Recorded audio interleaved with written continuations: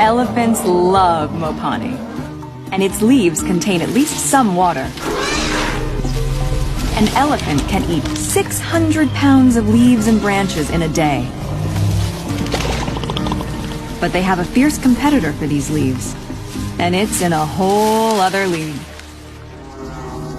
Mopani worms can eat twice their body weight of leaves in a day.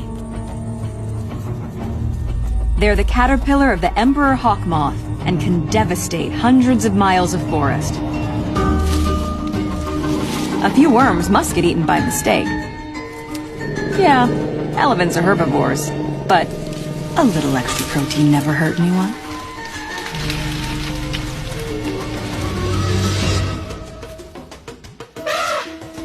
You get 'em, Jomo. The biggest land animal on Earth, chased off by a very hungry caterpillar. This decimated woodland has nothing.